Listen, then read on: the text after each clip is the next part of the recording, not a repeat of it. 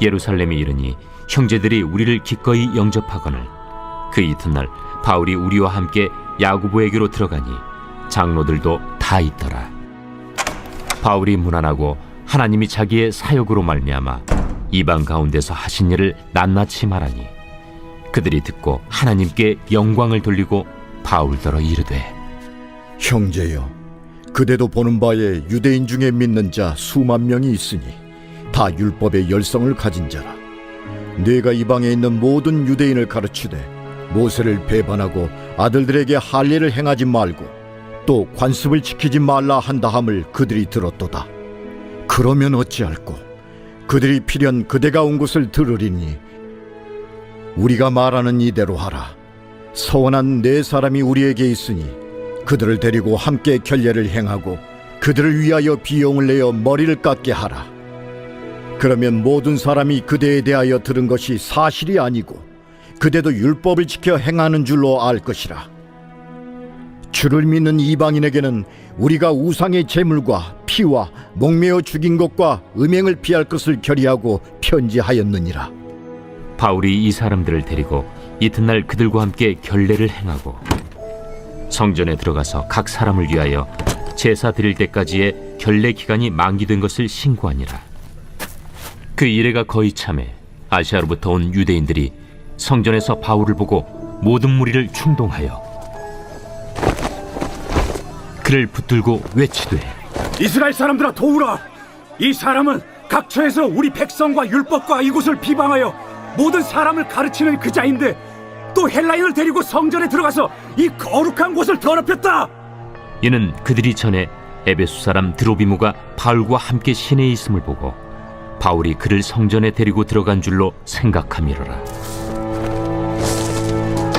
온 성이 소동하여 백성이 달려와 모여 바울을 잡아 성전 밖으로 끌고 나가니 문들이 곧 닫히더라. 그들이 그를 죽이려 할 때에 온 예루살렘이 요란하다는 소문이 군대의 천부장에게 들리매 그가 급히 군인들과 백부장들을 거느리고 달려 내려가니 그들이 천부장과 군인들을 보고 바울 치기를 그치는지라. 이에 천부장이 가까이 가서 바울을 잡아 두 쇠사슬로 결박하라 명하고 그가 누구이며 그가 무슨 일을 하였느냐 물으니 무리 가운데서 어떤 이는 이런 말로 어떤 이는 저런 말로 소리치거늘 천부장이 소동으로 말미암아 진상을 알 수 없어 그를 영내로 데려가라 명하니라. 바울이 층대에 이를 때에 무리의 폭행으로 말미암아 군사들에게 들려가니 이는 백성의 무리가 그를 없이하고자 외치며 따라갑니다. 할렐루야. 오늘도 말씀으로 하루를 시작하시는 모든 성도님들을 주님의 이름으로 축복합니다. 우리가 세상을 살아갈 수 있는 힘과 삶의 지혜가 오직 말씀 안에 있는 줄 믿습니다. 바쁘고 분주한 삶의 현장 속에서도 하나님의 말씀을 붙들고 믿음으로 승리하는 하루가 되시기를 간절히 소망합니다. 사도 바울과 함께한 전도 여행팀은 3차 전도 여행을 마치고 예루살렘으로 돌아오게 됩니다. 그리고 오늘 본문 말씀 17절에서 19절 말씀을 보면 예루살렘으로 돌아온 바울이 교회의 지도자들이었던 장로들에게 문안하고 전도 여행의 여정 속에서 이방인들 가운데 행하신 일들을 보고합니다. 그리고 그들이 이렇게 반응합니다. 20절 말씀입니다. 그들이 듣고 하나님께 영광을 돌리고 바울더러 이르되 형제여 그대도 보는 바에 유대인 중에 믿는 자 수만 명이 있으니 다 율법의 열성을 가진 자라. 바울의 이방 선교 이야기를 들은 교회 지도자들은 하나님께 영광을 돌립니다. 그러나 금세 걱정에 쌓이게 됩니다. 예루살렘에 있는 유대인들은 예수를 믿지만 율법의 행위를 반드시 지켜야 한다는 율법의 열성을 가진 자들이 수만 명이나 되었기 때문입니다. 이어지는 21절에서 22절 말씀입니다. 내가 이방에 있는 모든 유대인을 가르치되 모세를 배반하고 아들들에게 할례를 행하지 말고 또 관습을 지키지 말라 한다 함을 그들이 들었도다. 그러면 어찌할꼬? 그들이 필연 그대가 온다는 것을 들으니. 예루살렘 교회 지도자들은 염려했습니다. 바울이 이방에 있는 모든 유대인들에게 복음을 전할 때 모세의 율법을 배반하고 아들들에게 할례를 행하지 못하도록 했으며 율법을 지키지 말라고 했다는 소문을 들어 바울에게 나쁜 감정을 가지고 있다고 생각했기 때문입니다. 바울이 없었으면 모를까 이제 자신들에게 돌아온 바울로 인해 자신들에게도 비판이 쏟아질까 두려워하고 있는 것입니다. 사랑하는 성도 여러분, 우리도 살아가며 신앙을 빼앗아 가려는 수많은 환경을 맞이할 때가 있습니다. 염려와 불안함으로 절망하게 만드는 상황에도 흔들리지 않는 것은 오직 믿음뿐입니다. 수많은 소리와 환경이 우리의 신앙을 빼앗고 넘어뜨리려고 해도 두려움을 넘어 하나님이 함께 하신다는 믿음을 붙들고 살아가는 모든 성도님들 되시기를 간절히 축복합니다. 이렇듯 두려움에 사로잡힌 예루살렘 교회의 지도자들은 바울에게 한 가지 제안을 합니다. 23절에서 24절 말씀입니다. 우리가 말하는 이대로 하라. 서원한 네 사람이 우리에게 있으니 그들을 데리고 함께 결례를 행하고 그들을 위하여 비용을 내어 머리를 깎게 하라. 그러면 모든 사람이 그대에 대하여 들은 것이 사실이 아니고 그대도 율법을 지켜 행하는 줄로 알 것이라. 예루살렘 교회의 지도자들은 정결의식을 행하지 못한 네 사람이 있는데 바울이 비용을 내서 그들이 정결의식을 행하는 것을 도와주라고 제안합니다. 그렇게 하면 그 소문이 모두 사실이 아니고 바울이 율법을 지키며 살고 있다는 것을 알게 될 것이라고 말합니다. 사랑하는 성도 여러분, 두려움이 찾아올 때 우리는 어떠한 태도를 취하고 있습니까? 혹시 예루살렘 교회의 지도자들처럼 인간적인 방법들로 전략을 짜서 그 상황을 모면하려고 애쓰고 있지는 않습니까? 두려움에 사로잡힐 때 다른 어떤 인간적인 방법보다 기도와 간구로 하나님만 간절히 붙들고 의지하는 믿음이 우리 가운데에 있어야 할 줄 믿습니다. 그런데 이 제안을 들은 바울의 반응은 어떠했습니까? 26절 말씀입니다. 바울이 이 사람들을 데리고 이튿날 그들과 함께 결례를 행하고 성전에 들어가 각 사람을 위하여 제사 드릴 때까지의 결례 기간이 만기된 것을 신고하니라. 바울은 예루살렘 교회의 지도자들의 제안을 받아들이고 나시린의 서원에 필요한 모든 비용을 대신 지불하고 모든 정결 예식을 끝까지 함께 도왔습니다. 이것은 바울의 타협이라기보다는 복음을 전하는 바울의 태도입니다. 이방인에게는 이방인에게 맞춰, 유대인에게는 유대인에게 맞춰 복음을 전하려고 했던 것입니다.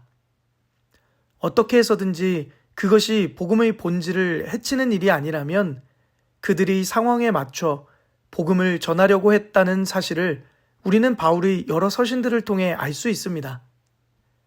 바울은 어디를 가든 복음을 위해 목숨도 아낌없이 내어드릴 각오가 있었기 때문에 태형에 처해지기도 하고 감옥에 갇히기도 했지만 담대히 복음을 전했던 것을 보면 이것은 예루살렘 교회 지도자들의 제안에 타협했다기보다는 그들이 눈높이에 맞춰 복음을 전하고자 했다는 의도로 해석하는 것이 더 합당하다고 할 수 있습니다. 그러나 그 방식이 어떠한 것이든 결과적으로 무리의 충동을 막지는 못했습니다. 그리고 이어지는 27절에서 29절 말씀을 보면 유대인들이 성전에서 두 가지 내용으로 무리를 선동합니다. 먼저 모세의 율법을 비방하며 가르쳤고 이방인이었던 헬라인을 데리고 성전에 들어감으로써 거룩한 성전을 더럽혔다는 것입니다. 그러나 이것은 29절 말씀을 보면 에베소 사람 드로비모라는 사람과 함께 시내에 있음을 보고 성전에 데리고 들어갔다고 오해한 것입니다. 그리고 이어지는 30절에서 36절 말씀을 보면 바울이 붙잡혀 영문 밖으로 끌려나가 심하게 매를 맞습니다. 그리고 그 소문을 들은 군대의 천부장이 백부장을 거느리고 달려오자 바울을 치던 자들이 멈추게 됩니다. 천부장은 바울을 잡아 쇠사슬로 결박하고 그들이 바울을 치고 죽이려던 이유를 알고자 하였으나 그 진상을 알 수 없자 바울을 영내로 데리고 가라고 명령했습니다. 그러나 35절 말씀을 보면 바울이 이동하는 중에도 무리들이 폭행을 이어갔고 군사들의 보호 아래 이동하게 됩니다. 이것이 오늘 본문 30절에서 36절까지의 말씀의 내용입니다. 사랑하는 성도 여러분, 바울의 심정이 얼마나 억울했을까요? 그러나 바울은 복음을 위해 겪는 고난과 핍박을 묵묵히 견딥니다. 말씀을 보면 어떠한 변명도 기록되어 있지 않습니다. 마치 예수님이 그러셨던 것처럼 복음을 위해 목숨까지 내어줄 수 있는 결의가 비춰집니다. 사랑하는 성도 여러분, 예수님을 믿고 그리스도인으로 살아가다가 핍박을 받으신 경험이 있으신가요? 그렇다면 여러분들은 세상 속에서 그리스도인답게 세상과 타협하지 않는 믿음으로 살고 계시기 때문인 줄 믿습니다. 복음의 가치를 삶으로 증거하고 살아내는 일이 얼마나 어려운 일인지 잘 알고 있습니다. 그리스도인이기 때문에 세상은 다 괜찮다고 여기는 일들에도 거절할 수 있는 용기가 필요하고 그로 인하여 찾아오는 부당함을 견딜 수 있는 힘이 있어야 합니다. 그것이 복음의 능력인 줄 믿습니다. 사도 바울은 그 복음의 능력을 소유했기 때문에 자신에게 찾아오는 고난도 어떠한 손해 가운데에도 복음을 부끄러워하지 않는 믿음으로 살아갔습니다. 사랑하는 성도 여러분, 세상 속에서 손해가 있고 부당함이 찾아온다고 할지라도 타협하지 않는 믿음이 있길 소망합니다. 그래서 세상 앞에 복음을 부끄러워하지 않는 담대한 믿음으로 모든 상황을 넉넉히 감당하며 이겨내실 수 있는 모든 성도님들 되시기를 주님의 이름으로 간절히 축복합니다.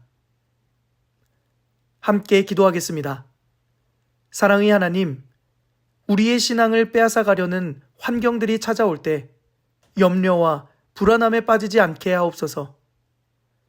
염려와 두려움에 사로잡힐 때 인간적인 방법으로 해결하려고 애쓰지 않게 하시고 기도와 간구로 하나님만 간절히 붙잡는 믿음을 소유하게 하옵소서. 세상과 타협하지 않는 믿음으로 모든 상황을 넉넉히 이겨낼 수 있는 복음의 능력을 소유하는 삶이 되게 하옵소서. 예수님의 이름으로 기도드립니다. 아멘.